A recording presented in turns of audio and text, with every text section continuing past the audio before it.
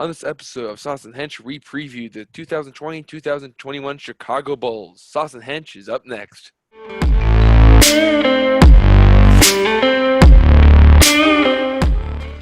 And welcome to the fourth episode of Sauce and Hench. Are we already on the fourth already? Yeah, four, man. We're Wow. pounding these out, keeping good content. It's awesome, man. It's Tuesday morning of the 22nd of December. Christmas is in 3 days, but the only day we know that tomorrow is the Chicago Bulls play their first game of the year against the Atlanta Hawks. I'm Sauce, and Yeah, this is Hench. And Joe, we're really excited to see the Chicago Bulls because they went out and they're still a young team, but they got a great coach, Billy Donovan, who took the Thunder to the playoffs last year. Um, so you and I went through a list, and the first one you put was most exciting to watch. Who did you put yeah. your most exciting to watch heading into the 2020 season? So, you just said there's so many different things that are so exciting compared to years past. But I nailed it down to three main players for me. It was hard for me to choose one out of the three, but the nailing down to three main players is I'm super excited to watch Zach, Kobe, and Pat. Um, I just think Zach is in the last preseason game, especially showed that he's worked on his defense even more. There's a couple times where he got switched over to Shea Alexander and stayed in front of him, didn't let him get to the baseline. His feet were moving quick. Zach's an athletic guy, so the question was never can he play defense. It was just if he wanted to. In the past couple preseason games, it's shown that he wants to. So if he can be a two-way guy, and he's already offensive threat no matter what. So if he could turn into a two-way guy, it's over. And then Kobe with with Billy coming over, I think even in the first few preseason games, you saw how deadly that backcourt can be. And then obviously, I've said in past podcasts, and I'm going to say all over this podcast, just how high I am on Pat Williams. I think he's going to be a stud. So those are the three that I'm super excited to watch, and I think are going to be the main pillars of this Bulls team for a long time. So, what about you? What do you got for us, Sauce? Well, I'm glad you went in the different directions. We didn't sound like we copied it and made it seem a little bit different. The player I wrote, because I thought it was only one player we could do, I wrote Laurie Markkinen, and here's why. Because I even texted you about this. Laurie, when he was with Hoiberg, was super confident. He was able to shoot the three ball, but he was still driving the lane at the same time. He was still being very dangerous in and out. That's what we really liked about him when we took him out of Arizona. Was okay, he could shoot, but we really like him getting down low. His defense was still good, and he could rebound. But we saw a dip off last year between his first 2 years. His first year, he averaged 15.2 points. Then he went to 18.7. And we're both like, wow, like Laurie's going to be really good. And then it went to 14.7. And I think that's what it was the fact that Boylan's offense was so bad. It was like, all right, Laurie, just shoot threes, stand right there and shoot. And Laurie's not just a 3 point. Yeah, he can shoot threes, but he's not Ray Allen. He's not JJ Redick.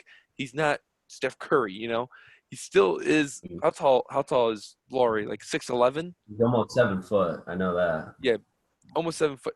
Why does he need to shoot threes all the time? Why doesn't he attack the lane? And I think that's what Donovan is trying to get him to do is set him up.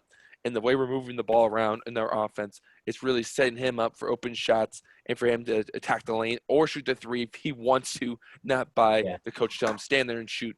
Then the second player I want to pick, and this will actually be a good transition to our most improved player, and mine's Wendell Carter Jr. because Wendell, if he can stay healthy, is a very effective center. But we need him to stay healthy. And I feel like Donovan, even if he is healthy, Donovan has found a defense that's going to suit him. And he already said it. They even asked him about it, and he said, "I feel comfortable with Donovan's defense." He was with uh, Jim Boylan. He's like, "I had no idea what we were trying to do," and I think, like I said, the way we're moving the ball with the pick and rolls, a lot more pick and rolls this year in those first four preseason games against Houston and Oklahoma Yeah. City, that Wendell was able to get open, and he's also shooting more threes. So it's still Donovan giving more confidence to these guys heading into the year, and you can see Yeah. it in the energy and in the play. Yeah, absolutely. And I like like you said, I know he has Wendell's cut a lot of flack on different different sports things, saying that he should stop shooting the threes. But it's like eventually he's going to start hitting. Like when he shoots it, I'm not like, oh God, that's ugly. A lot of these look good off his hand. They're in motion, and they're not like ugly misses. Eventually, he's going to start canning those, and our offense is going to be even more deadly because they're going to have to close out on him. And I'd rather him um, I'd rather him keep popping them than not. So Well, yeah, I don't. you want Wendell to have the confidence to keep shooting those threes, but Yeah, I feel Wendell was smart enough to understand at some point. He goes, if I miss like 3 or 4 in a row, I should probably start passing it off and trying to get yeah, down low. I'm not. I'm Yeah, but I understand those sports writers maybe giving him a lot of uh how would you even say that? A lot of like you said, slack, yeah. shooting those threes. But yeah, you still want him to shoot the threes and not give up on it yet, because he doesn't, like you said, he doesn't look bad. He doesn't look like No, Joakim Noah trying to shoot a three. no. People, The other thing, we knew about Joakim Noah's jump shot before the rest of the media did. yeah. It was awful. But The other thing, if we have uh, if we have 5 players on the floor that can shoot threes, the Bulls would be dangerous. yeah, absolutely. I totally agree. Um, the other thing about his shot is Stacey King said in one of the games, if you most of the shots he was missing were from the top of the key, and the one that he did can was in the corner. And if you remember last year, he did hit a couple threes in the corner, especially in his rookie year when he was playing in the summer league his rookie year. He was canning a lot of those threes in the corner, and everybody's like, "Oh, he can stretch it." So if I'm Wendell, maybe at the start of this season, and I'm sitting somewhere, I would be taking most of my threes in the corner because it looks like he's more confident and can can that corner three right now more than the top of the key three. So that's one thing I did realize, and Stacy alluded to over and over. So I wouldn't be surprised if he pops some more corner threes than the top of the key, but we'll see. Yeah, I think sometimes it gets tough for him to shoot threes from the corner, because that's usually where like you have Zach Levine or Kobe White stand, or even when we have Denzel Valentine back this year, because when Wendell gets to the top of the key, he sets a screen and then kind of just stays up top. That's where he usually gets Yeah, stuck, is right there. yeah, And let's be honest with ourselves, do you rather have Zach Levine and Kobe White shoot a corner three, or Wendell? yeah, absolutely, 100. If Wendell can get better at shooting those straight on threes and from the sides, we'll be good. Like Oh yeah, those are the spots he needs to master, because that's the spots he's usually going to be in, because he yeah, has to get out of the way from being down low to set up for either a Laurie post or maybe a backdoor cut from Zach. yeah, absolutely, 100%.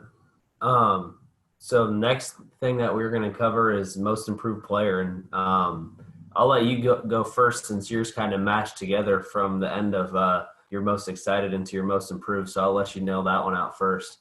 Yeah, I feel like Wendell could be our most improved player, because he just hasn't had that consistent time. He's been in and out of the lineup consistently, and like I said, way more confidence heading into this year than he did last year with Boylan. And I think Wendell can still be that rim protector that we need, and then the paint um, a paint scorer, from the post, and then he still can shoot the ball pretty well from mid range. And his 3-point ball is getting better. He's getting more confidence in himself. He's still shooting that ball. He's not giving up on it yet. And if you have a guy that's going to go out there and keep shooting it, eventually they're going to start falling, like you said. And the other player I even considered putting on that list is Laurie. But other than that, Wendell is mine, because if he stays healthy, the Bulls could be a very good basketball team. Yeah, I agree. If I think if he stays healthy and he's on the court a lot, you're looking at a guy that he may not score a bunch, but he kind of fits in that mold to where you really don't need him to, and he can do Exactly. all the dirty. He can do all the dirty work, the blocks, the rebounds, the grinding in the post, kind of dirty work that I. I mean, I compare. I compare a lot of this team. Like whenever I'm watching with my dad downstairs, I always try to find like comparisons to the Bulls that I grew up with and love to watch of like the teams with the 2011s teams with Rose and all those guys. And if he can do what Joakim did, Joakim didn't need to score. Some years he did when Derek got hurt, but um, if he can do what Joakim did and be a facilitator, he's shown that too, to where he can pick up a few assists in a row. And he's a good passer as well. Yeah. So if he could do the dirty work of passing, rebounding, and great defense, which is what Joakim did all his career. I mean, Joakim would pick up games to where there was one season where he had like multiple games in a row with the triple double, and Yeah. Wendell could do that. Yeah. He could be a facilitator in the paint, kick it out, and then get blocks and rebounds and end it with a triple double, like 10 points, 15 rebounds, and 10 assists or something like that. Like, just do the dirty work, and if he stays healthy, I could totally see him doing that. So I agree with that. My most improved player though is Kobe White. I think we started to catch a flat. I'm super excited to watch Kobe. Like, we started to catch flashes of it last year. Boylan would not start him for some ungodly reason. Who knows? Because Jim But Boylan. yeah, it's Jim Boylan. We don't got to worry about his bald butt anymore. So um, but I think he's most improved, and I think that just watching how much more comfortable, like we said, a big thing that we've already hit on in the first few minutes of this is how much more comfortable and excited the players look in this system with Donovan. It's night and day. The players aren't really scratching their heads anymore. They're like, yes, I agree with this, what we're running and what we're doing. And another big thing that why I think Kobe is going to skyrocket this year is because of who our coach is. Over and over, they nailed home how much Billy Donovan had to do with the growth of Shea Alexander. And I mean, just watching Shea Alexander against us in the 2 preseason games, he looked. Stacey King said over and over, that's a young kid who looks like who's making veteran moves. And I think you're going to see Kobe start to make those same kind of veteran moves, the pump fakes, the hesitations that get a foul that might not have beforehand, and those sort of things. And the other thing that I think is key is not only did Shea work with Billy Donovan, but Shea also worked with Chris Paul. And Yeah. guess who also trains with Chris Paul? Kobe White. Kobe White also trains with Chris Paul in the offseason with Shea as well. So not only does Kobe have Billy Donovan in his ear as his head coach, but he also has Chris Paul to help him as well. So I think you're going to see a big jump from him. And not only in the point guard realm, but you also saw in the preseason as well, there's a couple times to where you have the luxury of where Zach LaVine can bring up the ball, and that luxury comes with Kobe. Kobe can play off the ball as well, really well. Like he can score off the ball really well. See, him and Zach, I think, are going to work really well off each other, and I just really think you're going to see Kobe White start to really come to his own this year, especially with a coach like Billy Donovan. And we may not have seen the jump or improvement if he didn't bring in a head coach that can get the best out of his players. Like, who knows? We might not have seen a jump from Kobe White or Wendell or any of these guys because their confidence might not have been there if Boylan sticks around for another however many years. So I think the coach is going to get both of the guys that we mentioned for most improved. You know what's funny is I even wrote Kobe White before I wrote Wendell Carter, but I said to myself, I said, you know, Kobe looked really good in those preseason games. He's still shooting the rock phenomenal. Like, that's the best part about Kobe White's game is he can shoot. But I also saw like a rise in assist numbers, and then you saw him and Billy Donovan talking, and I think Billy Donovan's telling them like, dude, you look good. If it's just some things we need to work out. And if we can get Kobe and Zach LaVine on the same page, they could be one of the most lethal backcourts in not just the Eastern Conference, but in the NBA, let alone having 2 7-footers in Laurie and Wendell leading the front court. And then you have either Pat Williams or Otto Porter starting at small forward. I'm not sure who it's going to be. Last 2 games it was Pat. First 2 games it was Otto. We'll see when the time comes tomorrow. But, yeah, you know, I agree. Kobe White was my number 2. I had to give love to Wendell though. Love a big man. I'm I glad. love a big man that does everything but score. Yeah, And I'm glad you did because then you dove into Wendell and I could dive into Kobe. So exactly, exactly. I'm glad we both could dive into different players. But the question is, there's the next one you put is best player, and That's pretty. there's no way Yeah, that this is different. yeah, no way. I So wrote, I put Cristiano Felicio, right? yeah, yeah. He gets paid. He gets paid the most, so he deserves it, right? Exactly, in that chin strap that he's got on. Stacey King always calls him Abraham Lincoln. Man, he cracks me up with that chin strap. Oh man. I still don't know how he got his contract, but I even wrote underneath best player. If it's not Zach Levine, then get out. Yeah, that's I obviously I had Zach as well, but then I put in parentheses by the end of the season I have close seconds with Kobe. And then like I said at the beginning of the podcast, I'm super high on him. I think by the end of the season, Pat's gonna be a guy that you're like, he's gonna be recognized by a lot of people in the NBA and by a lot of Bulls fans by the end of the year. But yeah, obviously Zach is gonna be the best player on the I will team. say So I will say this though is if Zach Levine continues to play defense like he was in those preseason games against the Thunder, I might be looking like Shaq in the dunk contest when Vince Carter was in it, like just holding up my camera, waiting for these like fast break dunks to see if he does anything cool. yeah, yeah, dude. Because if It Zach Levine on open floor, man, is just you just stop what you're doing and just go like put your arms out and kind of just prepare for him to take off because yeah, he's a two-time dunk contest champion for a reason. He didn't yeah, just win those because he showed up. absolutely. And the other, I don't think people know how good of a shooter Zach will realize how good of a shooter Zach is. He made Like he the made dude 12 is threes. lights out, He made man. 12 threes in a game against Charlotte last year. It's He like got he better. just looks in motion. He looks in motion from anywhere. Yeah. Like beyond the like Steph Curry range, and he just pulls up like it's nothing, jumps out of the gym, and nobody can get up to the level where he's shooting because he jumps so high. And then his stroke just looks so. I love watching him shoot the basketball. So I mean, I just don't think people realize how good of a three. Anytime he shoots from three, I'm like surprised if it doesn't go in, which is a good feeling to have when you have a player like that on your team. So What I also saw from Zach, even in those preseason games, besides his defense and 3-point ball, is that he's even deciding to take mid-range jumpers. He can score from all three levels, from down low, from mid-range, and 3-point land. That's going to stretch out some defenses and get some of his guys open, and they're going to have to be forced to double team Zach when he gets on fire. And I think people forget that Zach yeah, averaged over 25 points last year. It was the most underrated season by any scorer in the NBA, but because he played for yeah, the Chicago Bulls and Jim Boylan was his coach.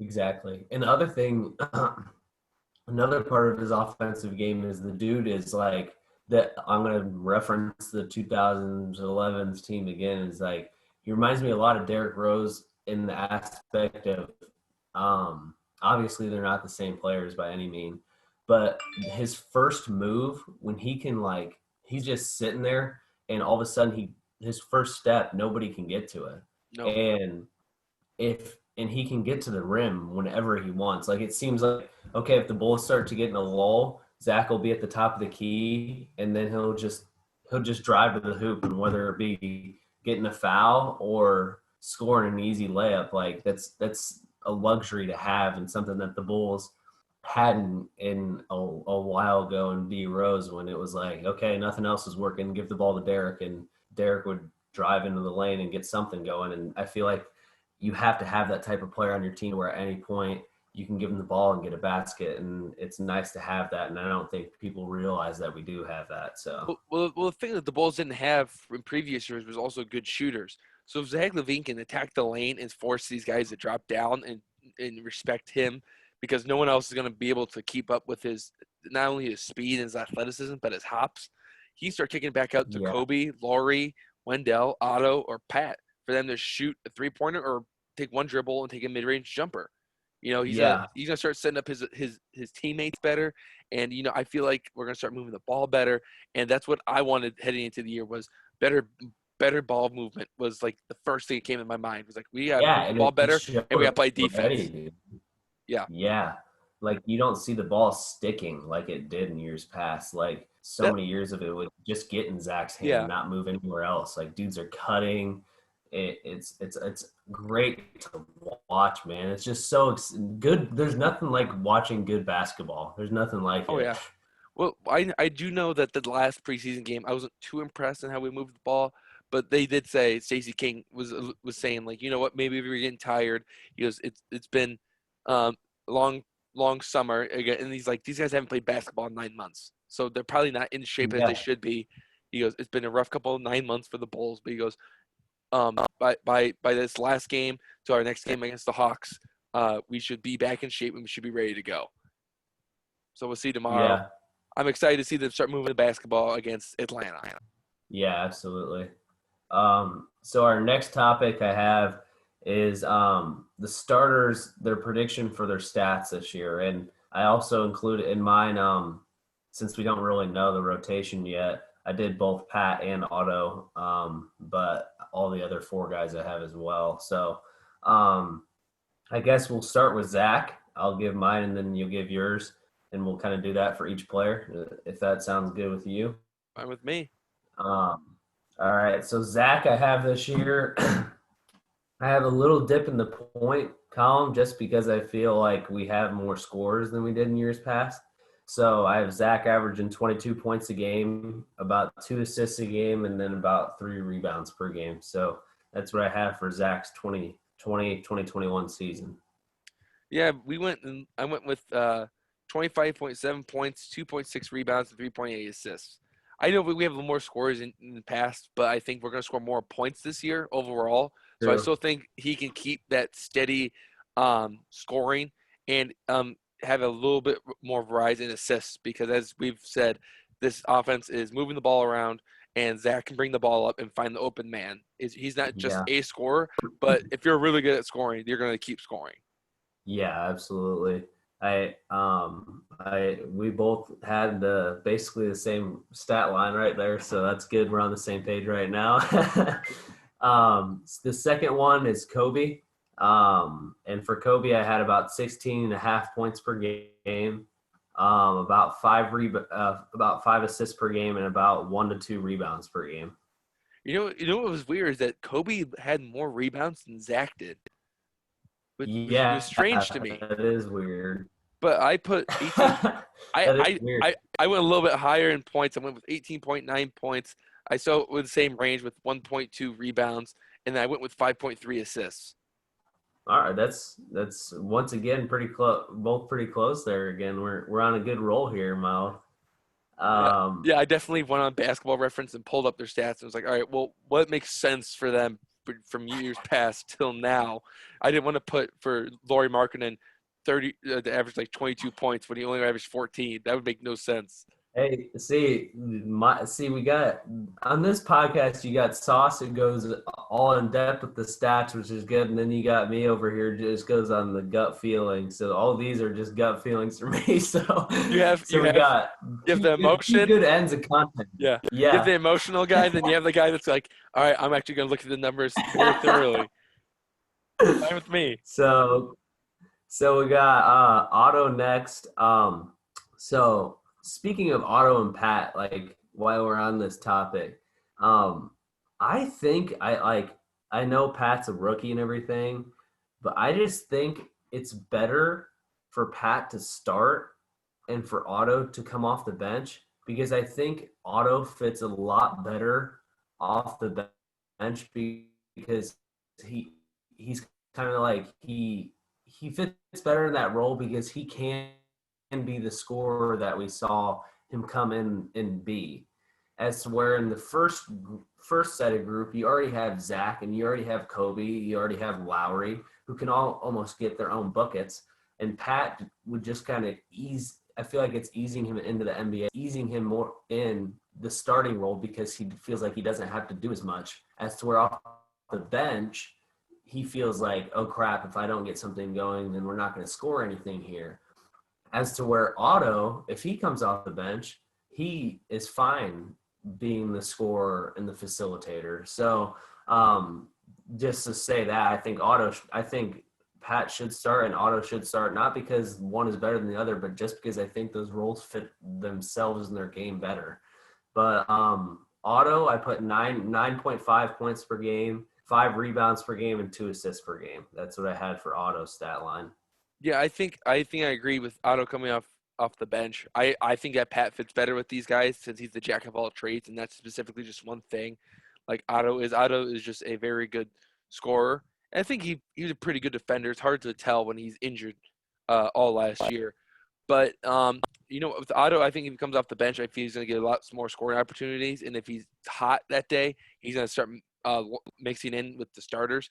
So I put 13.4 points, 5.7 rebounds, and 1.6 assists. Close again. We're close again. See, Miles over here, he's giving out points like it's candy right now to some guys right now. It's So. it's this is our 2020 NBA. This is not your dad's NBA. um, so I guess we'll stick with the Pat kind of mix here since they're both at the same position. And I put Pat getting I think he's going to average about 12.5 points per game, about 5.5 rebounds per game, and about 2.5 assists per game. I think that's going to be Pat's stat line this year. Yeah, what's funny is this was actually kind of I put 11.2 points, 4.7 rebounds, 2.3 assists, but then at the end I included point 0.8 steals. I feel like he can average more than half a steal a game if he plays defense like he That's was. good. I just want to make sure that we include defense in this one, Yes, and I feel like that's Pat good. could maybe be up there for our best hands guy because that's what Chris Dunn's was. He's Yeah, very good at getting steals, but now we don't yeah. have him anymore. He's with Atlanta. I feel like Pat could be that next guy. Yeah, they call them. I was watching. They did a Bulls season preseason show yesterday, and with like Kendall Gill and guys and Will Purdue and those guys, and they call him Baby Kawhi, and they call Pat Baby Kawhi. And I was like, he does. He reminds me a lot of Kawhi Leonard, man. I swear. Do I have to go back to the second? What was it? The first episode? No. Was it the second episode we did? I said Yeah, that.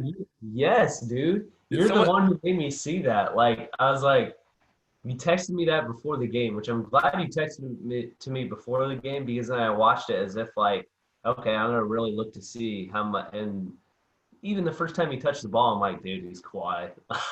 Yeah. Like just the way he plays, it just looks like Kawhi. So Yeah. I'll give that to Miles off there. He called that out before all the Will Purdue and all them did. So that's our plug right there to watch our podcasts and listen to our podcast. We had that. We're still getting we're Sauce still had getting that comp before anybody else did. we're, So we're getting around 30 viewers a podcast. We're doing pretty good for I ourselves know, right now. man. Hey, it's good. It's good. All right. So for the next one, it's Laurie at the power forward position. I put 16.4 points, 8.4 rebounds, and 1.3 assists. Hey, we're close on this one. I put 14.5 points, 8 rebounds, and 1 assist per game. So we're pretty close on that one. Yeah, that's pretty close. Yeah, And, and absolutely. and like we said, I feel like last year's going to be an outlier year for Laurie because of Jim Boylan making him shoot threes all the time, and he erupted that last game. What do you have, like 27 points? Yeah, something like that. Yeah, I He, think it's going to really help him to where if he does kind of hit, we saw it a couple times this preseason. If he misses like 3 or 4 threes in a row, I swear last year, Boylan would want him to take like 6 more and just stand behind the arc. Lowry now can go back to his rookie year and he's like, well, if I don't have it going from 3 point arc, I'll just drive and I can score that way too. And you saw that in the preseason game. He'd miss 3 or 4 threes in a row and be like, okay, now I'm just going to take it to the lane because no one can stop me. And he's stronger than he was his rookie year. And he obviously has his length still. So that's a thing. That's a part of his game, I think, is going to come back and you're going to see more of. And we already did from his rookie season. So and now we got the last player in Wendell Carter Wendell, Jr. For Wendell, I put 12.5 points, 10.2 rebounds, 1.3 assists, but then I actually gave him a lot of blocks. I put 1.2 blocks. nice. I think he can. I think he can get that. I think he even said it. He's like, I don't get why I can't get like 4 or 5 blocks a game in this defensive scheme. So, I sure hope that he could do that every game. No one would want to go down low anymore. They'd just be like, nope, we're no. kicking back out, shoot threes. Good luck, guys. I put 9.5 points per game, 10.5 rebounds per game, and 2 assists per game. And then I like your added in blocks, and I'll stick with yours as well in blocks. So So you're going with um, the 1.2 blocks. Okay. yeah, I'll stick with that. I like that. That's his job. That's his role. I want to put that on there, and I feel like he could really get back to what. That's why we drafted him in the first place. Well, we drafted Yeah, him in the first place because Mo Bamba went right before. But still, that's why we went out and got Wendell yeah. because he's a good rim protector and he can be a good scorer if we need him to. Well, hey, I think we did pretty good on them predictions there. I'm going to keep this page and see what we got at the end of the year. We Yeah, should do a podcast at the end of the year, and we'll come back and see how close we were on all these. the Bulls postseason review. Yeah. We'll see how We close we're all these and see if we get roasted by our 30 viewers or not. yeah, we can wear like Bulls uniforms and like grade ourselves. You know, one can act like a teacher, one can act like the Bulls. Yeah. All right, so obviously with any good podcast, you have to have your biggest prediction. And Yeah. Joe, I want to ask you, what's your biggest prediction? And I'm starting to think that this one could be very alike between the both of us. All right. Well, if you're one of the 30 viewers who've listened, you've heard me say his name over and over and over again. And I think that Pat Williams is going to be the best in the draft, better than LaMelo, better than Anthony Edwards, better than Wiseman. I think this is going to be a name everybody's like, wow. Wasn't he the guy that was the sixth man off the bench? And everybody's like, what? Why the heck did you draft him?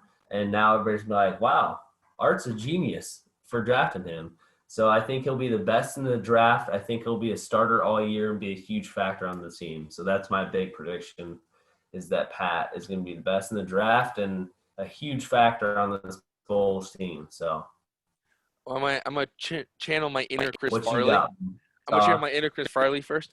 The Bulls, the Bulls, the Bulls, the Bulls will go into the playoffs as a 6 or 8 seed, somewhere in that area. Oh, The Bulls are going to go stampede into the playoffs. I don't think we'll get very far though, but we'll make it. We'll get there. I think we can get all there. right. The the I like that. I was looking through the East, and it's very top heavy with Boston, Brooklyn. You have Philadelphia's up there, and but if we can stay close with Atlanta and Washington, I think that we can make the playoffs. And the games that we really have to look forward to going into this year is the games against the Indiana Pacers because the Pacers were supposed to be sellers. I don't know if you remember that going into the offseason. Like Victor Oladipo apparently went out. The story's Yeah. changed like 4 times now, where he's went in and out. It's bad, but they're supposed to trade Miles Turner. Nothing happened with that. So we'll see how the Bulls do against the Pacers. The Pacers have been a playoff team for the past couple of years now. I think that could be like our playoff games. Those are the games that we really test ourselves because we're both Yeah, the, absolutely. the more veteran team than we are, and they've had that experience, and that's why I could see the Bulls Pacer games being big games for us. I absolutely agree with your prediction. Your biggest prediction kind of leads into the next topic, and that's record prediction for the year. So I don't know what it would take to get. Obviously, we don't know what it would take to get into that 6th or 8th spot, but this year I had actually you go first since you predicted playoffs. I want to hear what you think the record is Well, to get into the playoffs. I had to look at past conference like with 6 and 8, and usually you could get away with a below 500 year.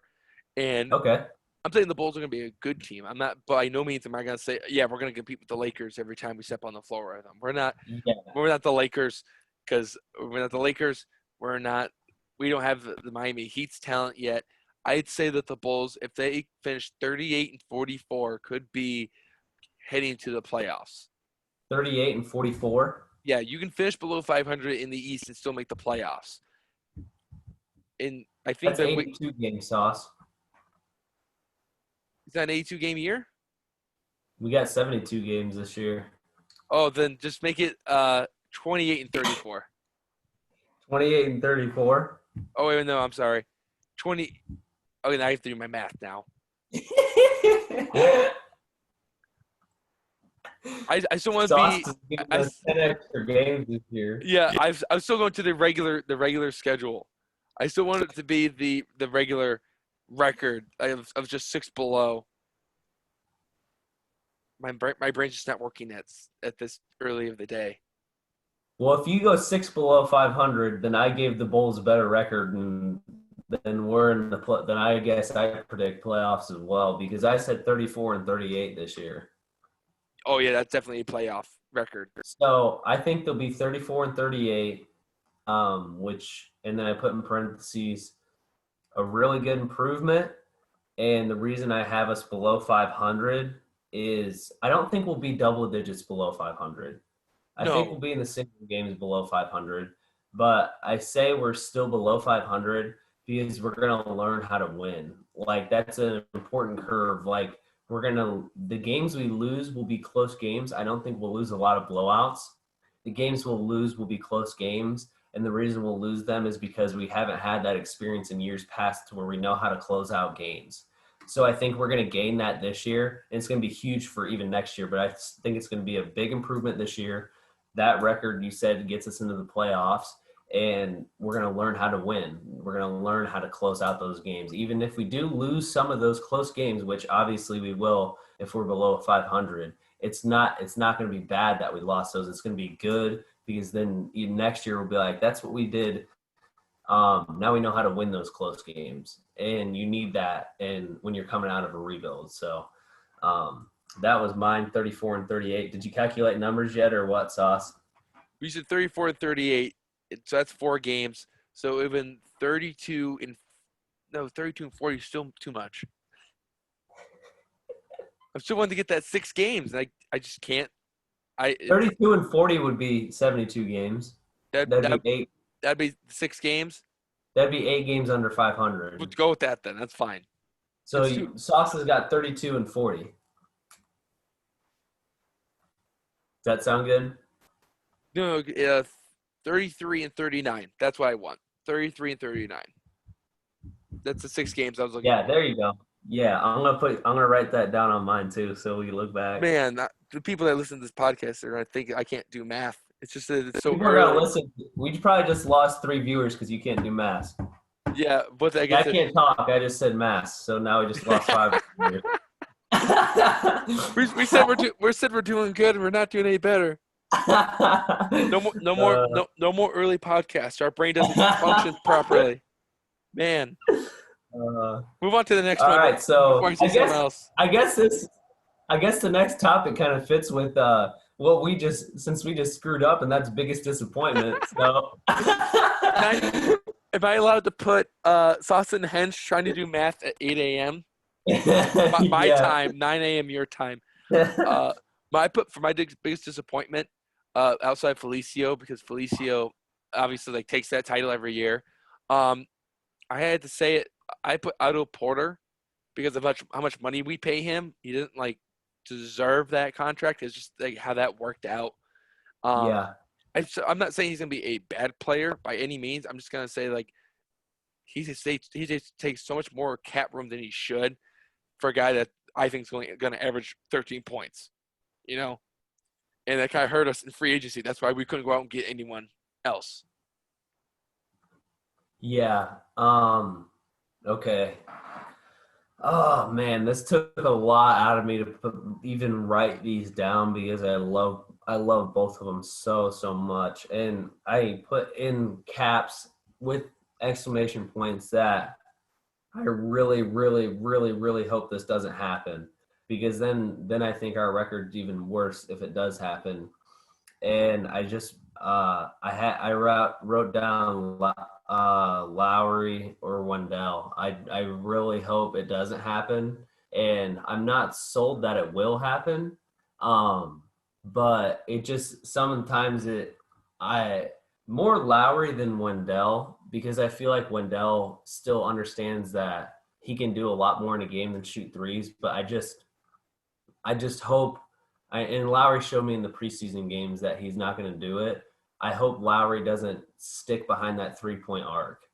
And I think he'll prove me wrong in the aspect of saying disappointment, as long as he doesn't stay thinking I'm just a 3-point shooter. Um, the reason I put that is my biggest concern is if he just stands behind the arc Yeah. and doesn't do anything else, because that doesn't fit. That doesn't fit Billy's system. So that's why I put that, because Lowry, if he doesn't just stick behind the 3-point arc, his ceiling is huge. Right. But the reason I say disappointment is because if he does stay there, then I think he has a chance some nights to where he'll go like 0 for 8, and it's like drive the ball. And I think he will, but if he doesn't, then I think it won't be that good. And that's why I think the Bulls didn't last night. They had a chance to extend his contract, Yeah. and I think and they didn't extend his contract, which makes him a restricted free agent at the end of the season.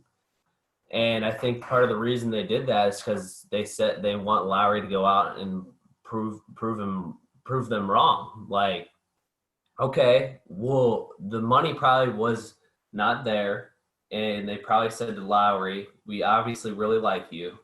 The Bulls do like Lowry, and they probably said, we're able to give you money after this year. So if you go out and do this, we're going to give you that extension and probably even more change because you proved us wrong than we would right now.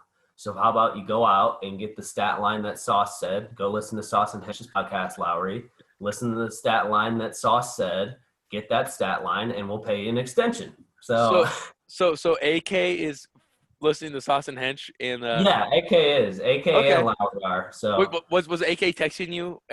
yeah, he said, Joe, the reason we didn't extend him, you can release this information at 9 a.m. tomorrow morning. I'm going to give it to you first before all the Bulls insiders. So sorry, Sam Smith and all those other guys. I got the information first. Sorry about that. But on this podcast, I can willingly say that Art said that we'll give him the extension if he shows up this season. So yeah. Yeah, I don't have any things to say negatively about Laurie. You and I went in a different direction, No, and most exciting and biggest disappointment. I have a Oh jersey. man, I have his jersey. yeah, I yeah. love the guy. I He love him. We love him in Chicago. He loves Chicago. It's just that he's been battling injuries the past couple of years, and he had a total big like regression. And I think AK was kind of like, Laurie, you look at your numbers from 2 seasons ago and last year, and there's a big drop off. We just want you to Yeah. get back to where you were before. I'll give you credit. Boylan was not a good coach. I don't know what Yeah. your front office guys were thinking when they hired him and let him stay for another year. But we're not willing to give you that money yet. But if you go out and play ball like we know you can, then we'll give it to you. But Yeah. that's just extra motivation. That's just adding fuel to the fire, and that's what Laurie needs. Because Laurie's a very nice guy. I can just Mhm. tell. But I want Laurie to be going full Mamba going to Yeah. this year. I just want him to Absolutely. want to go out and beat everyone and just want to Yeah. beat them down low from behind the arc. I want defenses to have such a hard time with him that they just throw their hands up to their coaches and go, "I can't stop. I need help." Yeah. Yeah. I 100% agree. That's absolutely what I want to see out of Lowry. Like, trust me, I wanted him to get the extension. I kind of knew it wasn't going to happen because if Art came out in one of his first few moves and gave Lowry a 5-year, $100 million contract with the regression that Lowry has had the past couple of years, everybody would be like, "What the heck are you doing, dude?"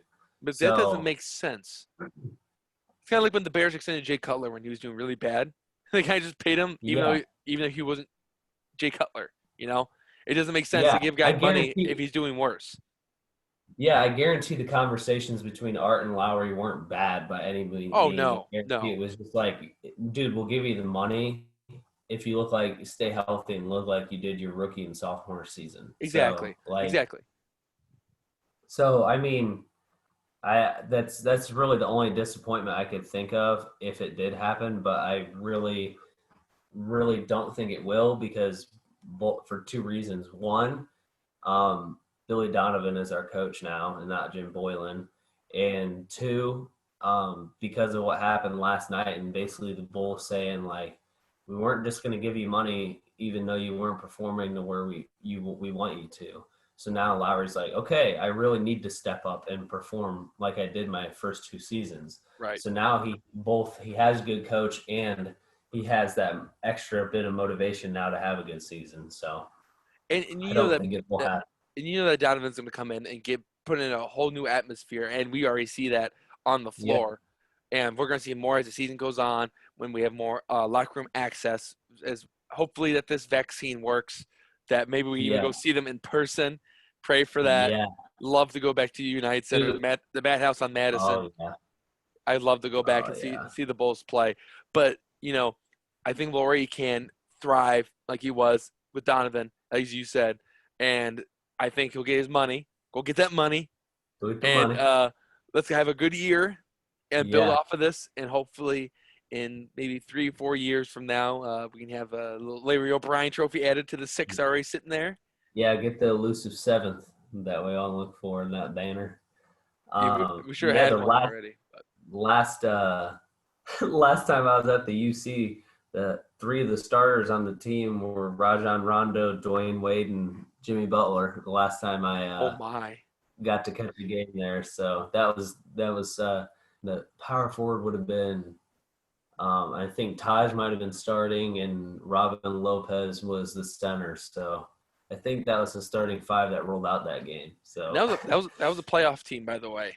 That was a yeah, playoff and team. let's say we were the 8 seed and would have beat the 1 seed if Rajon didn't get hurt in Yeah, that series because we were going to beat the number 1 seed until Rajon got hurt. But the only that's a team from a while ago. So and looking back on that series, the only reason why there's a couple of reasons why I was kind of happy we lost. Was one, we went to rebuild, and I'm totally happy with what we've gotten back as a result. And two, yeah, that's when Isaiah Thomas's sister died, so I was kind of like, uh, yeah, you go ahead and win, like you deserve it. Like yeah, we, yeah, we we don't want it, go ahead and have it, you know. yeah, So the last one you yeah. put was Pat Williams, and what you think his season is going to look like in a nutshell. So I want to hear what you have to say about Pat Williams before I dive into what I wrote. Yeah, so obviously, I'll say it again and again. So Bulls fans, you have every opportunity known to man to come back and have multiple sound bites to bring back and shove in my face if he doesn't have a good season. But I think he'll be the best player in the draft. So there's your soundbite again. I think I said that 3 or 4 times in this podcast. He'll be the best player in the draft. He's going to continue to surprise everyone. And like Mild said, I like the words Mild used.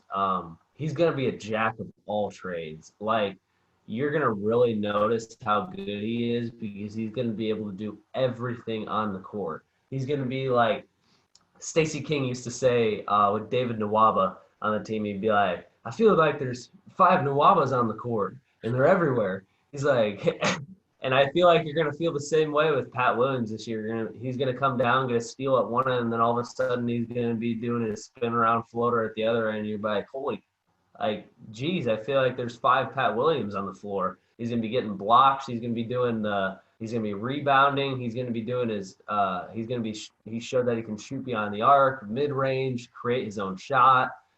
He's fast, can guard 1 through 5. Um, he's going to do everything. And it's going to be so much. Looking so forward. I got so excited just in the preseason games watching him do all that. It's so fun to see a player that can do literally everything. Like I love when a player can guard a big guy in the paint and then all of a sudden the next possession switch to the point guard and keep the point guard in front of him. Like that is fun to watch. And he's going to do that all season. I can't wait to watch him. I think he's going to be one of the best Bulls draft picks I think he's going to be one of the best Bulls draft picks ever at the spot we got him at. I think he should have been he'll turn into being, wow, he should have been when 5 years, 6 years down the road when they do the redrafts that you see on Bleacher Report of how the draft should have went. Pat Williams will be number 1, and people will be like, who's Anthony Edwards? And Pat Williams should have been number 1. So that's what I think Pat Williams' season will look like. So what about you, Sauce? So what I wrote for Pat Williams is I agree. There's another soundbite they can get on me. Pat Williams could be the best player in the draft, and we're not just saying that because we're Bulls fans. It's not like any, Bulls fandom coming out. There's NBA executives that were saying that, like from the Spurs and probably from other teams. The Spurs were very like trying to move up to get Pat Williams.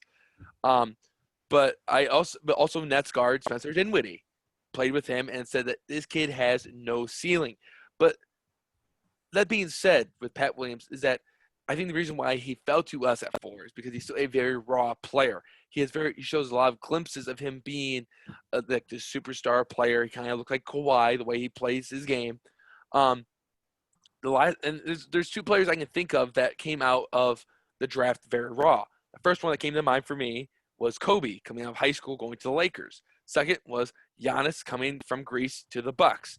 That and also like I know those are two big names, but there's got to be some other guys that came out very raw like Pat Williams, Giannis, and Kobe. But if they didn't do good, their names are out the window. No one remembers them. Um, Jimmy Butler, if we want to go into bowls, you know what? Yeah, Jimmy Jimmy Butler, Butler was very raw raw coming out of Marquette. defense. That's all. I Yeah, mean, Pat's the same way. Like, if you want to just view him as he has defense right now, Jimmy was the same way, and now look at yeah. Jimmy. Now Jimmy's Jimmy was going the to the same NBA way. Finals. Um, Yeah, so to wrap up my Pat Williams, I feel like he won't win Rookie of the Year mostly because he's not in a situation where he has to have the ball at all times. I feel like you could put that on either LaMelo Ball or maybe how like the 13th pick usually somehow comes alive. Um, Whoever the 13th pick was could be that guy. Um, but there's no reason why that Pat Williams can't make the first or second All Rookie team. We could see him sneaking on that list somewhere. oh But yeah, I feel like he's gonna be a fun player to watch, and I feel like we're gonna have some games where we love him, and there's gonna be some games where it's like, what is he thinking? But that's what yeah. comes with a rookie that's 19 years old. So just give him some slack on the year. Don't expect him to go out there and be Michael Jordan right away. I think the only time you'll see, like, sometimes you'll be like, what was he doing? Is only on the offensive end, but like I think defense, even on his bad games offensively, like let's say he has a night to where he scores like 5 points and his shooting wasn't the best. He's gonna give you defense every night. You He's gonna exactly guard. He's gonna guard 1 through 5 and be solid defensively and move the ball right. offensively as well. So I mean, even on his bad nights, it's not like he's a guy who's just like, well, if he doesn't score, he doesn't do anything else. He can do so many other things in a game to where in it's stat line wise, you may be like, it was a bad game, but if you actually watch the game, you're like, he didn't have a bad game. So If he goes out and scores 5 points, you still have Zach LaVine and Kobe for that. I think Pat Williams yeah, understands. I don't have to go out there and be a hero anymore. He knows I'm the rookie. These guys are veterans, and they're really good veterans. yeah, and I Um, don't think even in the first four preseason games, for a 19-year-old for his first NBA experience in the first four preseason games, there wasn't a shot that he took that I was like, you forced that. He right. missed some shots, but everything he takes, like it looks in motion, and you're not questioning why did you take that shot. So like, I don't think he'll ever take a bonehead shot to where you're like, what the heck are you doing, Pat? But he would obviously you're not going to go shoot 100% the whole season. So I think he'll miss shots, yeah. But I don't. I think the times will be far and few of that he makes a bonehead shot, and you're like, okay, you look like a 19-year-old. Instead, you're going to look like a 25-year-old on most of his shots, and you're like, that fits what we're trying to do. Well, I think the So, best the best thing you ever said about Pat Williams is that Stacey King said if there was a March Madness tournament, the Bulls would never have gotten him at 4. They said he was 100%. he said he was in the top 3 to either Minnesota, Golden State, or to Charlotte, and the Bulls just got lucky for because of COVID. I guess we can say that. Is that Yeah. allowed? Are we allowed to put lucky and COVID in the same sentence? I mean, I think we can, but It's some been people might not it's say been that. But yeah. It's been a strange year. I think you're allowed to say that at this point. Um, yeah, but that was one of the smartest things I think I've ever heard was just I didn't think about it that way until it was like a lot of the players in a lot of in college, the biggest chance for them to improve their draft stock is March Madness, and I guarantee you would have seen a lot of what Pat could do in Right. March Madness if he would have played. And even his college coach said he was probably going to murder. Yeah, I don't think we would have had a chance to draft him, No. but Well, we like did, and he's on the Bulls. So a perfect example of that before we go into our final topic, which would be previewing the Atlanta Hawks, who will be playing tomorrow night. Um, I remember a game where Zion was already like the clear front runner to be the first overall pick, but it was really between R.J. Barrett and John Morant. And John Morant started off the March Madness tournament at Murray State against Marquette, and had triple doubles. So that's what really yeah, set him apart from R.J. And his that's why stock he took off and got second. his stock took off, man. The Yeah, Bulls had what, like the seventh pick, right? We had the seventh pick that we had year. the seventh pick every year after we traded Jimmy. And people were saying until this year. But there was draft reports saying that we would have a shot at him at 6 or 7, and then all of a sudden he was the clear cut number 2. So Anyone rookie of the year. So yeah, John he's Morant's pretty good at this basketball thing. yeah, So let's go ahead and look at a preview of Atlanta. This is a team that last year, if heading into the offseason, looked a lot like us. A lot of young players. They had Clint Capella. They added Clint Capella during the year, but they have a lot of good young players in Trae Young, John Collins, DeAndre Hunter. Uh, they had Kevin Herter and Cam Reddish finally come out of his shell this year in the preseason games. They yeah, said that he looked really good. yeah. I liked Reddish a lot out of the draft. I couldn't believe he fell as low as he did. I got the Atlanta Hawks roster pulled up, and some of the names like Bogdan is on here, a name that we're all familiar with, Chris Dunn, Rajon, Tony Snell, Danilo, Solomon Hill, and then Clint was the big addition for them. So Yeah, they then got some dudes. they have their Now draft they're pick in Kongwu. He didn't play any yeah, preseason games, so I'm assuming his minutes might be limited heading into the yeah. 2020 So year. I don't know who's going to be all healthy, but just on here, it looks like Snell might be out tomorrow. Um, Rajon might be out. It says personal reasons. I don't know if he'll be out. It says game time decision on him and Tony Snell, and then Chris Dunn is going to be out with his knee. So, but everybody else is pretty healthy. So I'm assuming their starting 5 tomorrow will probably be Trae. Um, I'm not sure who would go out at shooting guard. Yeah, they Probably, were switching off between Cam and Bogdanovich. If I put okay, my so money on it from the last preseason game, I'd put Cam in there, consider yeah, how good he did. But yeah, and Bogdanovich then is their six man. Danilo will probably be their small forward, and John will probably be their power forward, and then Clint will probably be their starter. So, offensively, you don't. It's not going to be like the Houston Rockets games to where Wendell has to extend his range out on DeMarcus. So that's good because Clint can't shoot worth a lick. No. So you just have to worry about him in the paint. Kobe is going to have to stay like wide on Rye on Trae. He can't let him go anywhere. He's going to have to be glued to him. Then Zach will be on either Cam um, or Bogdan, and then Danilo will be guarded by either Pat or Otto, and I think both of that's good for us. And then Lowry will be on John, which will be a tough assignment for Lowry, but I think we match up pretty well against their starting 5, to be honest. Yeah. So Well, this is going to be a very good test for the Bulls to open up the year, defensively wise, because of how good of a shooting team this Hawks team is. I feel like that's going to shock a lot of people heading into the year because Trae Young is one of the best shooters in the league. John Collins is a good 3-point shooter. Bogdanovich, that's his game. Gallo, Herter, The list goes on for the Hawks. We're going to get a team that's going to try and shoot the ball when they slow down the pace, and then there's another team that can run up and down the floor. So the Bulls got to take control of the tempo. They can't allow the perimeter game to get going for the Hawks. If they can get Clint Capella down low to work against Wendell and Laurie, those are victories every time we go down. We got to get ready for the pick and rolls because that's what Clint Capella does. He's running pick and roll, and if our defender goes underneath, Trae Young's going to shoot three. If they go over the top, Yeah. Trae Young's going to attack and then try to get to Clint Yeah. or try his floater.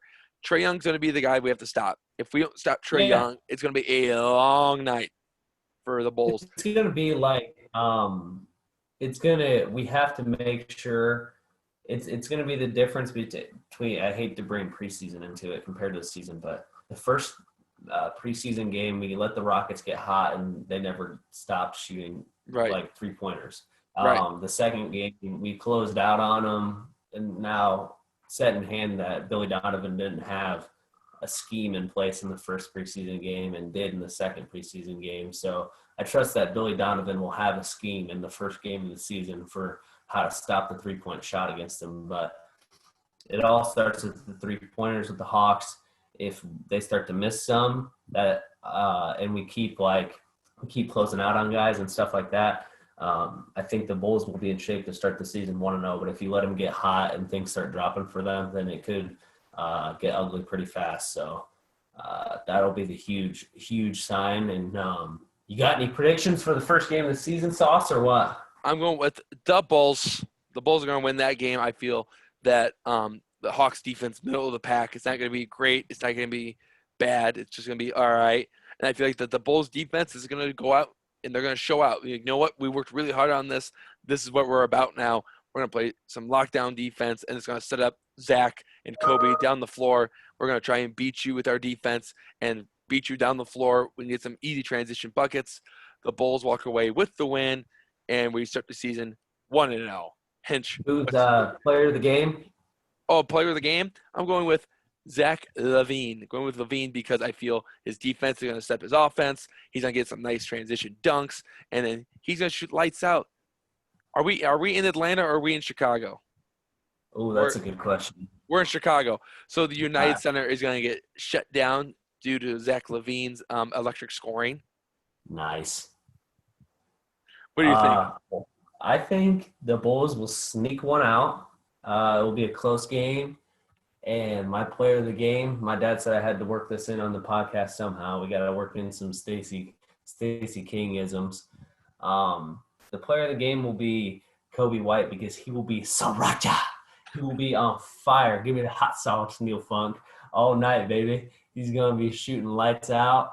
And Kobe will go off for 30. He'll be close to 30 points in the game. I bet he's going to want to show up against Trae Young and show the NBA that, hey, this Trae Young kid's pretty good, but hey, Kobe White's here. Sub-Zero's here to show what he's got too. So you know what I hope now that we have to use Stacey King isms is I hope that Lauri Markkanen puts Clint Capella on a poster. He almost did the other day. He almost posted someone the other day. He Statue of Liberty. He went up there. I was like, oh my goodness. And he did that as rookie and sophomore seasons, man. Like aggressive and finishing on people. I want to see that again from him, man. But oh yeah, every time we talk about the Bulls, we got to bring some Kingisms on here because he's got so many good ones, man. I love listening to him. He did one the other day that was so bad. It was so inappropriate. I can't say it on here, but it was so bad, dude. Something in your mouth or something like that? Yep. Exactly what he said. I was like, oh, my God. Did he just say that on national TV? So to close it out, I just wanted to recap or say a couple things that I think this season will bring for Bulls fans. I think this season will be a huge improvement for Bulls fans.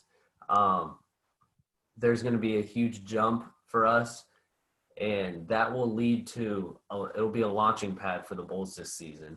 And they're going to be taken serious across the NBA. Once again, we're going to get the Bulls franchise back to where it should be as one of the greatest franchises ever. And most importantly, this offseason, me being a Sox fan, you being a Cubs fans, we know how it works out of a rebuild. You have to have that season to where you are taken serious again. And what does that bring? Free agents. And the Bulls will have money after this season. So once we're taken serious and show that that young core can compete, we're going to attract some big fish free agents that fit well with this team next season. That's what I think is going to happen for us this season. You got anything you want to finish it up with, Sauce? I always love how your final thoughts are way more explanatory than mine are. Mine are very simple, about 4 or 5 words, and this one's 4 words. It's in Donovan we trust. Trust in Billy Donovan. It's gonna be there's gonna be a learning curve to start the year. We have to know that going in, and we just have to ride, ride. Just stay on the cart. It's gonna have some bumps in it. Sometimes it's gonna Yep. look real smooth. It's gonna be an up and down year, and the ultimate, like the high bar for us this year is playoffs, and hopefully we can get there. Playoffs, man. And Just please playoffs and keeping stay healthy, please. That's all I ask. stay healthy and next time Bulls fans here in a few hours you're going to be hearing that famous music and now the starting lineup for your Chicago Bulls. You're going to be hearing that soon here in a few days and get the chills that every Bulls fan gets when that music comes on and the Bulls run through the opposing team's bus, and it'll be the start of the season. You'll be running through that Atlanta Hawks logo and be hearing the starting lineup with the greatest music, greatest intro in basketball, in my opinion. So Can we get you to say that in for our podcast, and like that can be our intro as before we yeah, start? Because that was pretty good. I yeah, give you credit. I give you credit. yeah. All right, Oh Joe. I'll man. let you have the final say as we close out the 4th episode of Sauce and Hench. All right, as Miles said, this was the 4th episode. Thanks for watching. Keep joining us. Enjoy the Bulls first season game. Enjoy it because we haven't seen them in a long time. Thanks for joining Sauce and Hench again, and let's go Bulls and have a great holidays. Doubles.